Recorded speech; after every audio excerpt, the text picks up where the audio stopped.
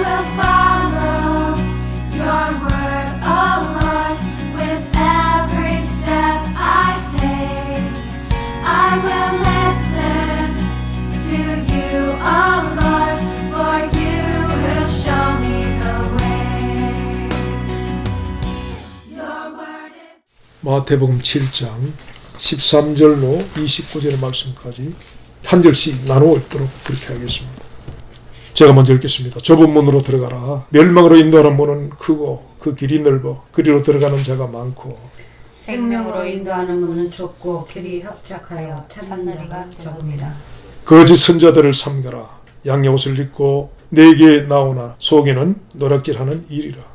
그의 열매로 그들을 알지니 가시나무에서 포도를 또는 엉겅퀴에서 무화과를 따겠느냐. 이와 같이 좋은 나무마다 아름다운 열매를 맺고 못된 나무가 나쁜 열매를 맺나니 좋은 나무가 나쁜 열매를 맺을 수 없고 못된 나무가 아름다운 열매를 맺을 수 없느니라. 아름다운 열매를 맺지 아니하는 나무마다 지켜보려 던지 오느니라.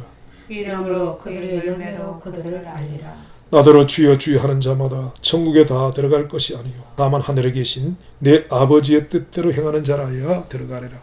그날에 많은 사람이 나더러 이르되 주여 주여 우리가 주의 이름으로 선지자 노릇하며 주의 이름으로 귀신을 쫓아내며 주의 이름으로 많은 권능을 행하시 아니하였나이까 하리니. 그때 내가 저에게 밝히 말하되 내가 너희를 도무지 알지 못하니 불법을 행하는 자들아 내게서 떠나가라 하리라.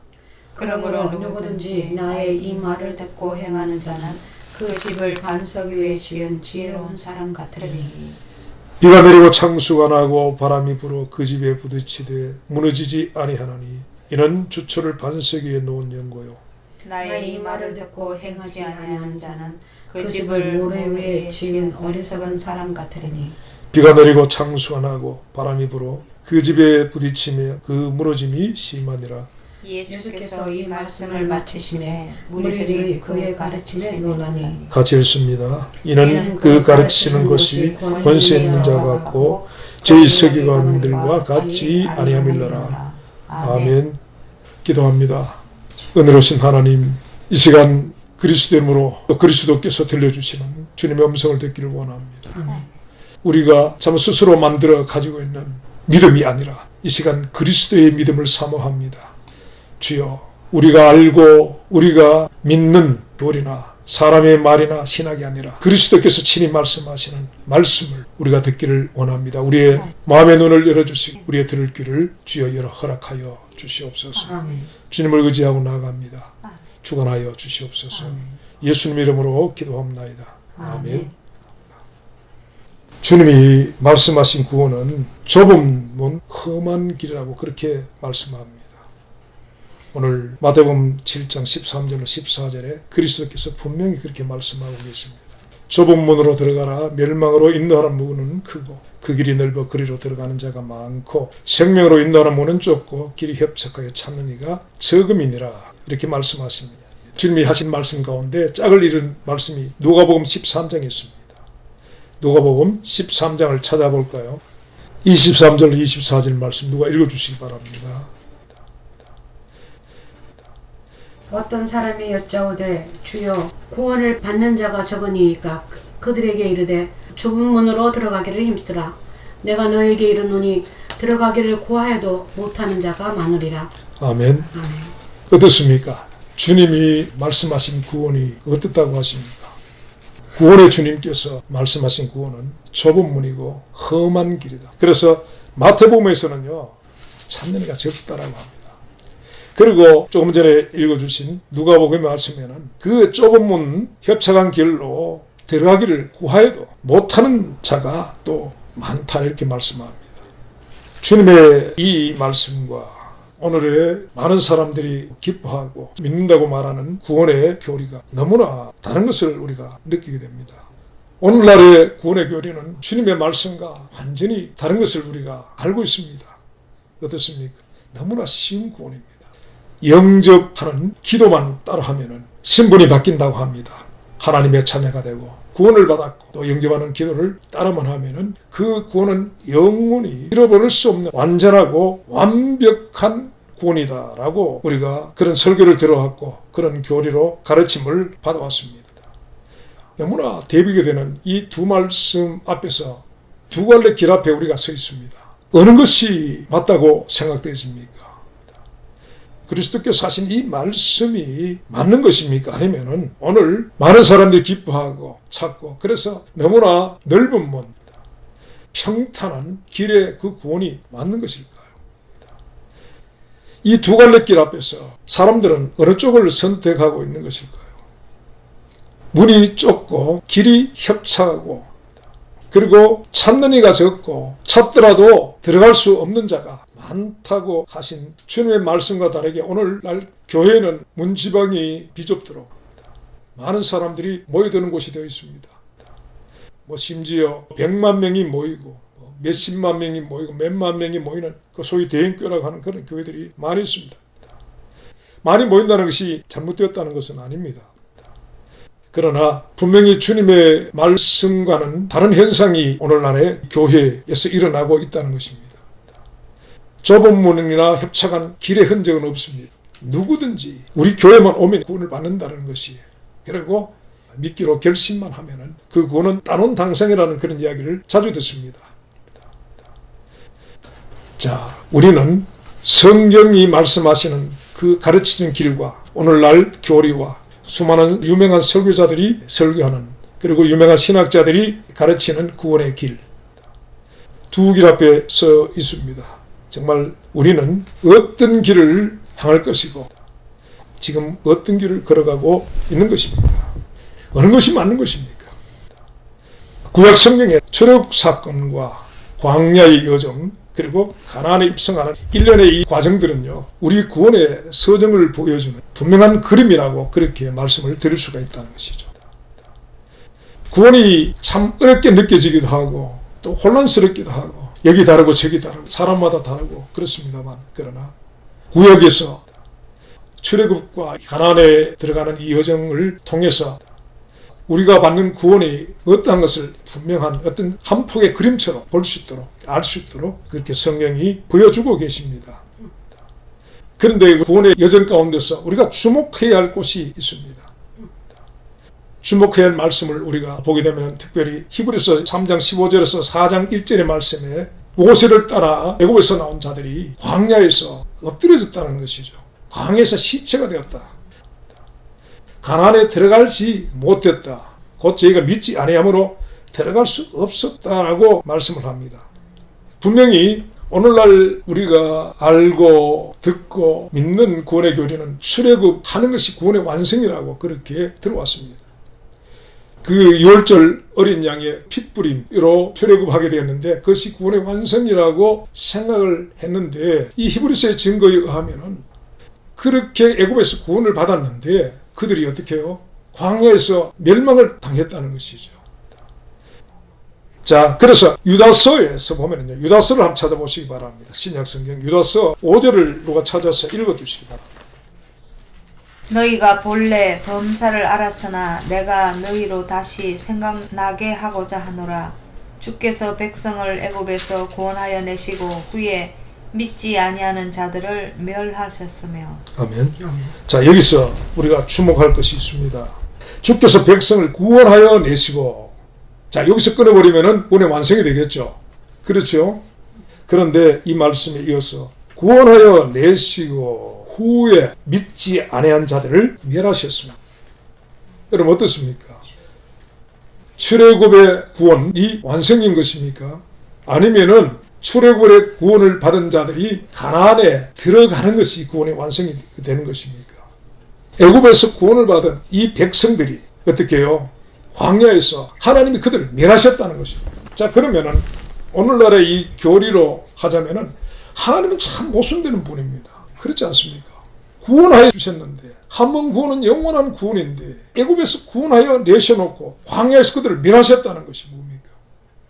이거를 유다서 5절의 말씀을 인용하지 않으면 또 상당한 논란거리가 됩니다. 구원의 하나님이 어떻게 자기 백성을 멸하시겠는가?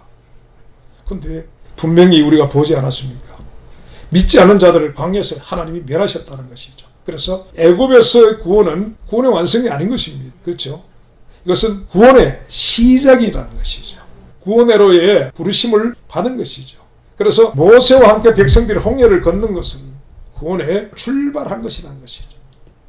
구원은요, 여호수아와 함께 가나안에 들어가는 것이 완성입니다. 그래서 출애굽과 광야 40년과 그리고 가나안의 그 입성까지 이것이 구원이라는 시작과 여정과 완성을 뜻하는 그림처럼 하나님이 성경을 통해서 우리에게 펼쳐놓고 계시는 것을 보게 됩니다. 그래서요, 우리가 어떤 한 단편적인 부분을 가지고 전체라고 말해서는 안 되는 것입니다. 한 부분만을 만지고 한 부분만을 보면서 그 부분이 전부다라고 말해서는 안 된다는 것이죠. 출애굽이라는 것은 곧 세상과 마귀 곧 애국과 바로에 대해서 받는 구원입니다.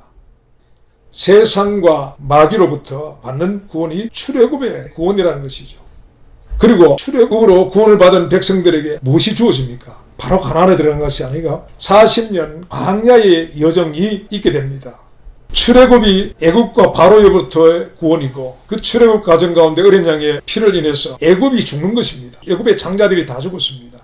장자는 대표성을 가지고 있습니다. 전체를 대표하는 대표성을 가지고 있는데 그들이 죽었다는 것입니다. 누구에 대해서요? 내게 대해서 죽은 것이죠. 그러면 광야는 무엇입니까? 광야라는 것은요, 그 애굽의 종노릇하던 내가 죽어야 하는 것입니다. 애굽의 바로의 종이 되어서 그 종노릇하던 내가 죽는 것이 바로 광야인 것입니다. 그래서 로마서 6장 6절에서 7절 말씀이 이렇게 말합니다. 우리가 알거니와 우리 옛사람이 예수 함께 십자가에 못 박힌 것을 죄의 몸이 멸하여 우리가 다시는 죄에게 종노릇하지 아니하여 함이니 이는 죽은 자가 죄에서 벗어나 의롭다 하심을 얻었습니다. 말씀을 합니다. 광야는요, 우리의 옛사람이 죽어야 하는 것입니다. 우리의 자아가 죽어야 한다는 것입니다. 그리고 우리의 죄의 몸이 죽어야 하는 곳이라는 것입니다. 이 가나안은요, 광야에서 옛사람이 죽고 자아가 죽고 죄의 몸이 죽은 자들이 하나님의 생명으로 거듭난 자가 들어가는 것이 바로 가나안이라는 것이죠. 가나안으로 들어가는 자는 옛사람을 가지고 자아를 가지고 애굽의 파, 마늘, 부추 그리고 그 수박, 생선 애굽의 맛에 길들여지던 옛사람 바로와 애굽에게 종노릇하는 것이 너무나 익숙한 그 체질화되어 있는 자아가 죽어야만 가나안에 들어갈 수 있지. 그 옛사람 자아를 가지고는 가나안에 도무지 들어갈 수가 없다라는 것입니다. 성경이 광야의 점을 통해서 우리에게 보여주시는 분명한 사실은 거듭나지 않는 옛사람의 체질, 습관, 사상 그것을 가지고는 가나안에 들어갈 수 없다. 오직 거듭난 자만이 광야에서 옛사람을 모래바닥에 묻어버리고 거기서 거듭난 자들만이 가나안에 들어갈 수 있다라고 보여줬습니다. 오늘 산상수훈의 결론 부분의 말씀을 우리가 읽었는데요. 이 가나안에 들어가는 자들의 증거가 무엇인지 곧 생명으로 인도하는 그 좁은 문으로 들어갈 자들이 어떤 자들인가를 우리가 연결해서 생각해 볼 수 있는 그런 말씀을 우리에게 주고 계십니다. 그것이 무엇입니까? 그것은 바로 열매에 대한 말씀입니다. 가나안에 들어갈 자들이 있는데 곧 구원받을 자들이 있는데 그 구원받을 자들, 가나안에 들어갈 수 있는 자들의 증거가 있다는 것입니다. 오늘 우리가 이 땅에서 확인할 수 있는 증거가 있다는 것입니다. 그 증거가 무엇이냐면 바로 열매라는 것이죠.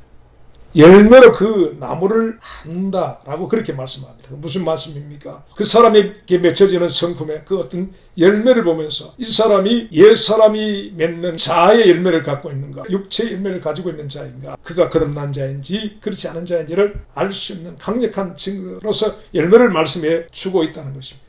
이스라엘 백성들을 보면은요, 광야 40년 동안 그들의 삶 자체가 기적입니다. 모세가 광야에서 돌아오면서부터 그들이 경험하는 것은 모두가 기적입니다. 애굽에서 모세가 일으킨 10가지 재앙은 물론 기적이요, 표적입니다. 그것뿐입니까? 출애굽하자마자 그들 앞에 가로막고 있는 것이 무엇이었습니까? 홍해였습니다. 그런데 홍해가 갈라지는 기적을 그들이 경험했지 않습니까? 마른 땅을 건너듯이 그들이 그 땅을 건넜다라고 합니다. 애굽 사람들은 이것을 시험하다가 어떻게 해요? 다 빠져 죽었다라고 합니다. 기적 아니겠습니까? 세상 사람들이 건널 수 없는, 오직 하나님의 백성만이 건널 수 있는 바다가 갈려진 곳으로 난 그 길을 따라서 그들은 광야로 나올 수가 있었습니다. 그리고 광야 그 40년 여정이 전부 다 놀라운 기적의 연속입니다. 하늘에서요 만나가 내렸습니다. 광야의 구름 기둥이 뜨거운 태양을 가려서 그들이 광야를 걸어갈 수 있도록 그렇게 했습니다. 먹는 것이 기적이요, 그들이 행하는 모든 그것이 기적이요. 그들이 목말라 할 때 하나님이 반석에서 생수를 터뜨리셔서 그들을 마시게 했습니다. 마라의 쓴물을 달게 만들어서 그들이 마실 수 있도록 그렇게 해주셨습니다. 무엇을 말하기 위해서 이렇게 길게 하는 것입니까? 여러분, 우리가 참으로 기도를 많이 하는 분들에게 어떤 능력이 나타나고 표정이 나타나기도 합니다. 우리가 또 신령한 기도의 응답을 받기도 합니다. 그런데요, 사람들이 큰 착각하는 부분이 내게 어떤 귀신을 쫓는 능력이 나타나고 나는 여러 가지 표적과 기적을 경험했기 때문에 그것이 구원의 증거라고 생각합니다. 이런 내가 구원을 받지 못하면, 이런 기적을 경험하고 이런 능력을 내가 행하는 내가 구원을 받지 못하면 누가 구원을 받겠는가? 라고 그렇게 자신있게 말하는 사람들이 많이 있을 것입니다. 그런데요, 광야의 여정 속에서 하나님이 오늘 우리에게 가르쳐 주신 분명한 것은 구원의 증거가 아니라는 것이죠. 그것을 경험한 그들이 곧 구원받은 자라는 것이 아님을 분명히 하십니다. 어떻습니까? 출애굽 1세대 60만 명 중에 가나안에 들어간 자는 2명이 있습니다. 그런 기적과 능력을 경험하고 그 놀라운 일들입니다. 하나가 다 기적입니다. 오늘 우리가 상상할 수 없는 것들을 경험하고 먹고 마시고 그 기적과 그 체험들이요, 구원의 증거가 아니라고 하는 것이, 이거 우리가 기억해야 합니다. 내가 무슨 기도를 하고 어떤 주의 음성을 듣고 예언을 하고 또 방언을 말하고 그리고 귀신을 쫓는 어떤 능력이 나타나고 병을 고치는 그런 능력을 행했다고 나는 구원을 받았다, 아니다라는 것이죠. 오직 그것을 증거하는 증거는요, 열매라고 주님이 말씀하신 겁니다. 구원받은 자의 증거가 바로 열매입니다. 거듭나지 않는 자도 참 놀랍게도 하나님은 은혜 하나님이셔서 여러 가지 하나님 살아계심의 어떤 그런 것들을 체험하게 해 주시지만은, 그러나 그 체험을 한 자들이 구원받은 자라는 증거는 아니다라는 사실을 정말 우리가 기억해야 합니다. 지난 시간에 우리가 나누었습니까? 데살로니가후서에서 하나님의 진리의 사랑을 받지 않는 자들, 불의를 좋아하는 자들로 하여금 심판을 받게 하시기 위해서 표적과 기적과 거짓 기적과 불의의 모든 속임을 믿도록 하셨다고 그렇게 말씀합니다. 멀지 않아 적그리스도가 나타나는데요, 하늘로서 불을 내리는 능력도 행한다고 합니다. 성경이 말씀하신 사실이기 때문에 분명히 그래 될 것입니다. 엘리야가 갈멜살 제단에서 기도했을 때 하나님이 하셨던 응답으로 내리신 불의 그 역사를 거짓 선지자와 적그리스도가 일어나서 그런 능력을 행할 때 이 시대에 그 표적을 보고 따라가지 않을 리가 과연 몇 사람이 있을까요? 기억해야 합니다. 하늘에 불을 내리는 기적을 봤다 할지라도 이스라엘 백성들이 만나를 먹고 시내산에서 하나님의 그 두려운 영광을 대면하기도 했던 그들에 비하면 아무것도 아닌 것이죠. 그런 체험을 했지만 그들은 어떻게 해요? 광야에서 다 죽었습니다. 하나님이요, 믿지 않는 그들을 애굽에서 구원하여 내셨지만 믿지 않는 자들을 광야에서 다 멸하셨다고 우리 유다서 5장에서 분명히 읽었습니다. 기적과 표적, 그런 능력이 구원의 증거가 아닙니다. 무엇이요? 열매가 바로 증거라고 말씀하고 있습니다. 오늘 말씀해 보니까 주님은 열매로 그 나무를 알 수 있다라고 그렇게 말씀합니다.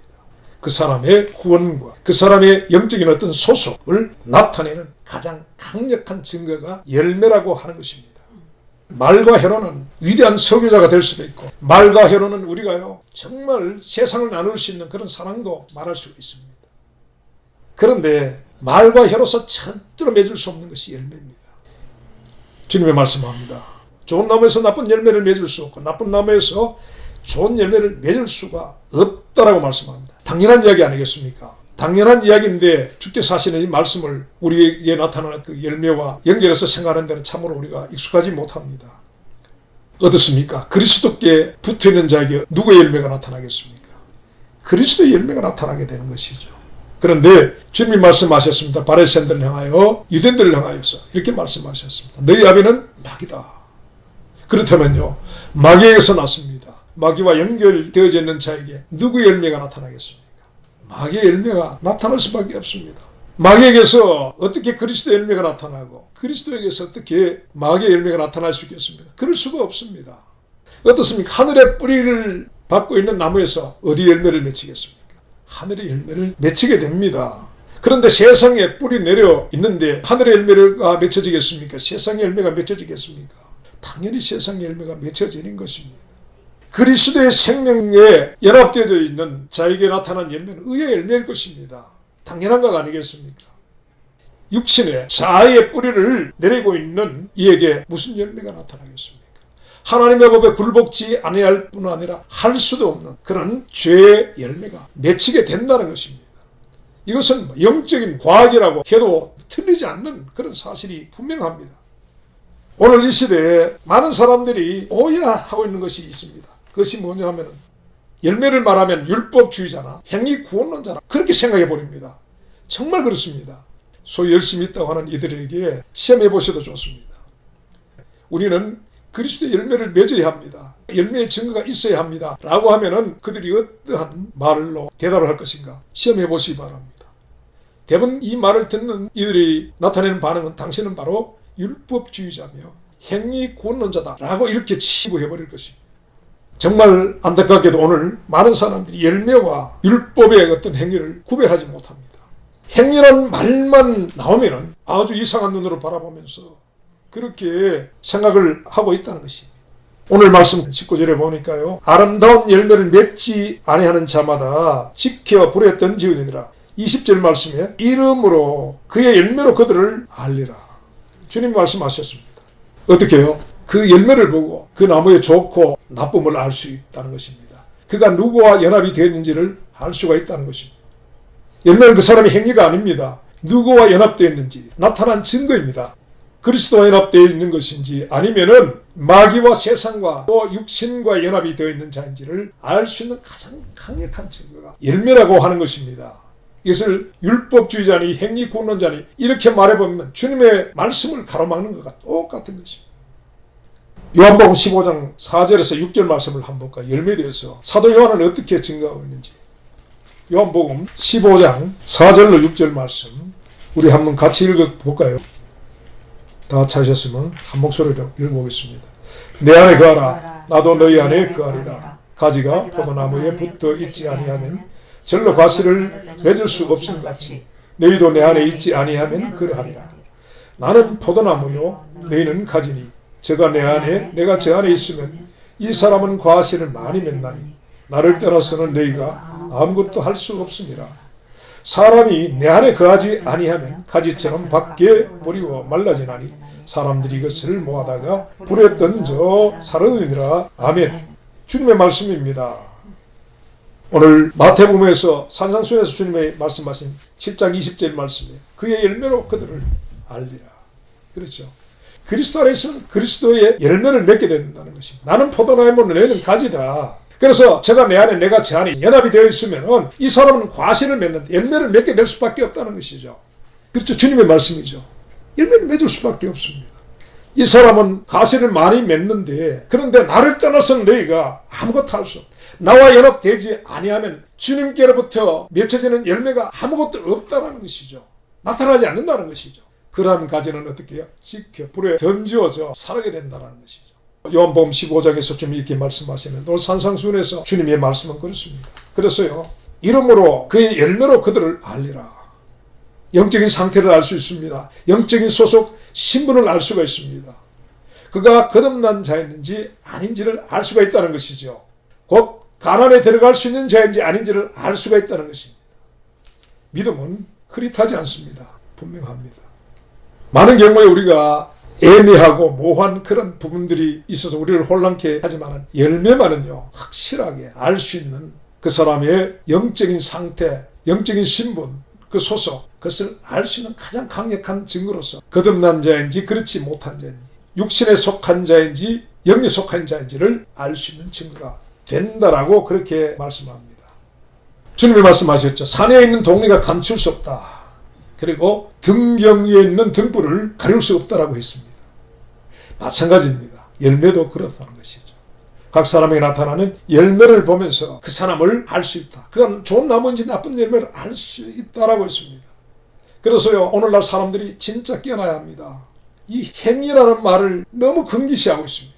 행위라고 말하면 경련을 일으키고 알러지 반응을 일으키고 어떻게 그렇게 되는지 하긴 뭐 우리도 예전에는 그랬었습니다. 행위라는 소리만 들으면은 막 이게 들어서 안 될 소리를 듣는 것처럼 빨리 귀를 이렇게 물에 씻어야 될 것처럼 그렇게 생각하지 않았습니까? 그리스도의 열매, 성령의 열매를 가진 자는요, 주님께 발견될 수밖에 없습니다. 주님의 눈에 띌 수밖에 없다는 것이죠. 아무리 가리려고 해도 산에 있는 동물처럼 등경에 기린 등불처럼 주님의 열매를 맺는 그를 주님이 발견하지 않을 수가 없다는 것이죠. 주님의 눈에 띌 수밖에 없다는 사실입니다. 구원은 우리가 주님을 아는 것이 구원이 아닙니다. 구원은요, 주님이 우리를 아는 것이 구원입니다. 주님이 우리를 아시는 것은요, 주님이 우리에게서 나타나는 열매를 보고 그 나무를 아신다고 하시는 겁니다. 아무런 열매 없는 자가 주님을 안다고 해서 주님이 그를 아는 것이 아니라는 것이죠. 이어진 말씀에 보면은요, 그날에 많은 사람이 나더러 주여 주여 우리가 주의 이름으로 선지한 노릇하며 주의 이름으로 귀신을 쫓아내며 주의 이름으로 많은 권능을 행치 아니하였나이까 라고 한다는 것입니다. 근데 주님이 이렇게 말씀하시겠다는 것이죠. 그때 내가 저에게 말하되 내가 너희를 도무지 알지 못하니, 나는 너희를 알지 못한다라고 말씀하시는 것입니다. 그들은요, 주님을 너무 잘 알지 않습니까? 주님을 잘 알기 때문에 주님 앞에 서서 자랑스럽게 우리가 주의 이름으로 귀신도 쫓아내고 권능도 행하고 선지자로, 말하자면은요, 설교도 하고 성경도 가르치고 그랬다는 것이죠. 선지 노릇했다는 것이죠. 주님을 모르고는 못하지요. 할 수가 없잖아요. 주님에 대해서 너무나 신학적으로 잘 알고 교리적으로도 잘 알고, 그래서 당연히 주께서 나를 아실 거라 생각하고 확신하면서 가서 자기가 무엇을 했다고 자랑을 했는데 주님의 반응이 놀랍습니다. 내가 너희를 도무지 알지 못한다. 주님이 모르는 구원은 있을 수가 없습니다. 주님이 말씀합니다. 천국은 아무나 들어가는 것이 아니고 다만 하늘에 계신 내 아버지의 뜻대로 어떻게 하는 자요? 행하는 자가 들어가리라. 아버지의 뜻대로 행하는 자가 주의 그 열매를 맺는 자들이라는 것이죠. 그들이 들어간다라고 그렇게 말씀합니다. 주님은요, 많은 행위를 강조하고 있습니다. 오늘 말씀에 21절에 보면 하늘에 계신 내 아버지의 뜻대로 행하는 자라야 천국에 들어간다 말씀하시고요. 또 보면은요, 어떻습니까? 24절, 26절에 보면은요, 나의 이 말을 듣고 행하는 자는 그 집을 지은 반석에 지은 지혜로운 사람 같고, 26절에 보면은요, 나의 이 말을 듣고 행치 아니하는 자는 그 집을 모래 위에 지은 어리석은 같으니, 지혜로운 자와 어리석은 자의 결과를 말씀하고 있습니다. 주님은 이렇게 행함을 강조하십니다. 근데 오늘 행함이라는 소리를 듣기만 들으면 어떻게 해요? 사람들이 경기를 일으킵니다. 왜 저 율법의 행위를 말하는 것이냐? 우리가 은혜로 구원받은 사람들인데 이 모습 이대로, 이 못난 모습 이대로, 죄진 모습 이대로, 어리석은 모습 이대로, 어느 그 유명한 목사님이 그런 이야기 잘했죠. 죄진 모습 이대로, 못난 모습 이대로, 어리석은 모습 이대로 주님이 우리를 구원하셨다. 그 구원은 영원한 것이다고 그렇게 해서 수많은 사람들을 모았습니다. 그런 말에 길들여진 사람들이 행이라는 소리만 들으면 경기를 일으킵니다. 구원파보다 더 구원파가 되어버려 있습니다. 오늘 주님의 심판날의 반응을 주님이 친히 말씀하셨어요. 여기서 우리가 예를 들어 다른 사도가 이런 말을 했다면, 가령 야고보가 행함이 없는 믿음은 죽은 것이다 라고 했기 때문에 시비거리가 되었습니다. 성경에 기록되었지만은 종교 개혁자들로부터 많은 공격을 받았습니다. 행함이 없는 믿음은 죽은 것이다.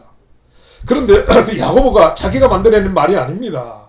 주님이 이렇게 말씀하셨습니다. 내 아버지의 뜻대로 행하는 자라야 천국에 들어간다라고 했습니다. 나의 말을 듣고 행하는 자는 지혜로운 자다. 반석 위에 집을 지은 자 같다라고 하셨고, 내 말을 듣고 행치 아니하는 자는 모래 위에 집을 지은 자 같다. 창수가 나고 바람이 불면 그 집이 다 무너져 내린다는 거죠. 주님이 말씀하셨습니다. 그래서 그것을 들은 주의 형제였던 야고보가 그렇게 말했습니다. 자, 오늘 야고보 사도가 말한 것이 아니라 주님이 이렇게 말씀하셨기 때문에 부인할 수 없는 사실이 아닙니까? 정말 오늘 가장 사람들이 듣기 싫어하는 행위에 대한 말씀을 주님이 이 산상수훈의 마지막 부분의 결론으로 그 말씀을 하고 있다는 것이죠. 여러분, 행위가 중요합니까? 안 합니까? 아버지의 뜻대로 행치 아니하면 천국에 들어갈 수 없다라고 했는데, 그렇지 않다는 교리, 신학, 왜 그렇게 많은 것입니까? 지난 시간에 우리 말했죠. 아가페라는 단어를 살려냈던 것처럼요, 오늘 이 시대 우리 옆에 주고 있는 행함이라는 이 진리를요, 우리가 살려내야 됩니다. 그렇지 않으면 어떻게 해요? 천국에 들어갈 수가 없습니다. 여기에 대해 시비를 거는 사람이 있다면 그 사람은요, 주님의 말씀을 부인하는 자입니다. 그것은 우리가 만들어내는 말이 아니지 않습니까? 오늘 나누고 있는 우리 이 말씀이 우리의 이야기가 아니지 않습니까? 그리스도의 말씀이라는 거죠. 이 그리스도의 말씀을 대놓고 아니라고 말할 수 있는 사람 여기 나와보라고 말하고 싶습니다. 정말 그렇습니다. 한 가지 여기서 우리가 생각해 볼 것이 또 있습니다. 참으로 많은 사람들이 분명히 주의 이름으로 선지자 노릇하고 주의 이름으로 귀신을 쫓아내고 또 주의 이름으로 권능을 행했다는 것이죠. 주님을 잘 안다는 것이죠. 그리고 그 능력의 출처가 그리스도시라는 것이죠. 그런데 그렇게 했는데 주님은 그들을 모른다고 하십니다. 분명히 그들은 주의 이름으로 했는데 주님은 자신의 이름을 쓰고 그렇게 선지자 노릇하고 주의 이름으로 권능도 행하고 주의 이름으로 귀신을 쫓아내는 그들을 나는 모른다라고 하니 이거 참 답답한 일입니다. 그들이 얼마나 답답했을까요? 아, 주님 내가 이거 했고 저거 했고 나는 주님을 이렇게 잘 알고 있는데 어떻게 주님은 나를 모른다고 하십니까? 나는 그런 컴플레인이 분명히 거기 수없이 주님을 향하여 쏟아져 나왔을 것입니다. 주님의 말씀은 단호합니다. 어떻게 해요? 내가 너희를 도무지 알지 못한다. 전혀 모른다는 것이죠. 어떤 기억이어도 없다. 기가 막힐 일 아니겠습니까? 자기들은 그렇게 선지자도 노릇하고 능력도 행하고 귀신도 쫓아내고 주의 이름으로 했는데 주님이 수고했다. 네가 큰 일을 했구나 라고 칭찬해 줄 알고 기대하고 주님 앞에 말씀을 드리는데 주님이 모른다라고 합니다. 내가 너를 모른다는 것입니다. 아까도 말씀드렸습니다. 구원은 우리가 주님을 아는 것이 아니고 주님이 우리를 알아야 하는 것입니다. 왜 모른다 하셨을까? 우리가요 주의 이름으로 큰 건물을 지을 수 있습니다. 그리고 많은 사람을 모을 수가 있습니다. 오늘 말씀에처럼 선지자 노릇할 수 있습니다. 그래서 유명한 설교자로 행세할 수도 있습니다. 인기 있는 그런 설교자로 많은 사람들의 총을 받을 수도 있습니다. 귀신도 쫓아내고 병든 자도 살려내고 그런 일을 할 수도 있습니다. 그런데 문제는요, 누구를 위하여 한 것인가 하는 것입니다. 주님이 마태복음 종말장에 가서 이렇게 말씀합니다. 내 이름으로 소자에게 냉수 한 그릇을 대접한 것도 그날의 결단코 상을 잃지 아니할 것이라고 했습니다. 주님의 이름으로 소자에게 베푼 냉수 한 잔도 주님 앞에서 결단코 상을 잃지 않는다고 했는데 이 사람들은 주의 이름으로 이런 권능과 선지자 노릇과 귀신을 쫓아내는 그런 것을 했는데 모른다고 한 것은 바로 이 사람들이 주의 이름을 도용한 것입니다. 자신의 목적, 자신의 야망, 자신의 성공, 그것을 위하여 주님의 이름을 도용한 것이죠. 사도행전의 스게와라는 이방 제사장의 7 아들이 바울이 전하는 예수 이름을 빙자하여서 귀신을 쫓아냈다고 합니다. 그러다가 나중에 혼쭐이 났죠. 귀신 말합니다. 내가 바울도 하고 예수도 하는데 너는 누구냐 하면서 그들을 둘게 펴서 그들이 벗은 몸으로 도망을 갔다 하고 그렇게 말합니다. 이 사람들은 주의 이름으로 행했지만 주님을 위하여 한 것이냐? 아니라는 것이죠. 자기를 위하여 한 것이죠.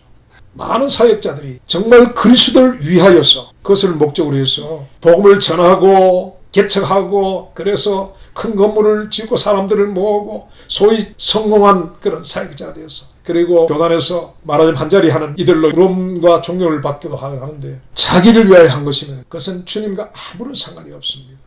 주님이 알지 못한 일을 하고 있다는 것입니다. 왜요? 자기를 위하여 한 거니까요. 자, 거창하게 사역자 이야기를 했습니다만 마찬가지입니다. 내가 이런 봉사를 하고 내가 이런 헌신을 하고 내가 건축 헌금을 했더라고 그것을 훈장처럼 그날에 주님 앞에 가져갈 사람 많습니다. 그런데요 정말 그리스도를 위하여 한 것이면요 오른손에 하는 것도 어떻게 해요? 왼손이 모르게 한 것입니다. 주의 이름을 위하여 하는 것은 은밀한 중에 하는 것입니다. 오른손에 한 것을 왼손이 모르도록 하는 것이 진정한 주님을 위하여 하는 것이라는 것이죠. 상은 그들이 받는 것입니다. 그들은요 자기가 하는 것이 사실은 그리스도를 위하여 하는 것인지도 모르는 상태에 있습니다. 마태복음 25장이죠. 그날의 심판의 장면을 주님이 말씀합니다. 그날에 많은 사람들이 왔을 때 주님이 양과 염소를 나눈다고 했습니다. 양과 염소를 나눠서 양은 오른쪽에 염소는 왼쪽으로 몰았다는 것입니다. 그리고 왼쪽에 있는 자들에게 말씀합니다. 내가 너희를 알지 못한다. 너희들은 창세전에 마귀가 예비된 곳으로 들어가라 라고 하는 그런 심판의 말씀을 하셨다고 합니다. 그들이 동일한 얘기합니다. 우리가 주의 이름으로 이러한 것들도 하고 이러한 것들을 했는데 이 무슨 말씀입니까? 라고 했을 때 주님이 말씀합니다. 내가 줄일 때 너희가 먹을 것을 주지 아니했고, 내가 헐벗을 때 입을 것을 주지 아니했고, 내가 병들었을 때 돌아보지 아니했고, 내가 감옥에 갇혔을 때 찾아오지 아니했다. 언제 우리가 주님께 그리하지 아니했습니까? 알지 못한다는 것이죠. 우리가 그런 기억이 없다. 주님이 그렇게 계셨다면 우리 분명히 갔을 텐데, 그런 적이 어디 있었습니까? 라고 했을 때 주님이 네 곁에는 작은 소작이 하지 않은 것이 내게 하지 않은 것이다 라고 그렇게 말씀합니다. 그리고 양들로 분류된 자들에게 동일한 말씀을 합니다. 너희는 내가 목마를 때 마실 것, 줄일 때 먹을 것, 헐벗을 때 입을 것, 병들었을 때 돌아보고, 감옥에 갇혔을 때 찾아온다. 우린 그렇게 한 기억이 없습니다. 그럴 때 그들은 모르고 있는데 주님이 말씀합니다. 작은 소자에게 한 것이 곧 내게 한 것이다 라고 말씀합니다. 정말 주를 위해 하는 것은 본인도 모르더라는 것입니다. 그러나 자기 목적, 자기 성공, 자기 이익을 위하여서 하는 것은요, 주님과 전혀 상관이 없는 것이고, 그리고 그것은요 또 뭐요? 주님이 말씀합니다. 불법이라고 합니다. 주의 이름을 어떻게 도용했습니까? 자기 이익을 위하여서, 자기의 성공을 위해서 주님의 이름을 말하자면 악용한 것이죠. 도용한 것이죠. 그건 불법을 행하는 것으로, 그 결과는 어떻게 해요? 주님께로부터 영원히 분리되는 것입니다. 나를 떠나라. 내게서 떠나가라. 어디로요? 마귀를 위하여 예비된 곳으로 가라 라고 말씀을 한다는 것입니다. 아까도 말씀을 드렸습니다만 오늘 우리는 우리 곁에 죽어있는 행함이라는 단어를 살려야 합니다. 이 행함이라는 진리를 살려내야 합니다. 행함이 없는 믿음은 죽은 것입니다. 그리고 또 하나 다시 강조합니다. 내가 그리스도를 믿겠다고 하는 믿음이 아니라 그리스도의 믿음으로 주님을 믿어야 하는 것입니다. 내가 믿겠다고 결단한 것은 내가 믿겠다고 하는 자기 믿음인 것이지 그리스도의 믿음이 아닙니다. 바울이 증거한 것은요, 하나님께 대한 회개와 예수 그리스도의 믿음이었습니다. 하나님께 대해 회개하는 자에게 그리스도의 믿음이 주어진다는 것입니다. 그리스도의 믿음을 가진 자는요, 행위가 나타난다는 것이죠. 곧 열매가 나타난다는 것이죠.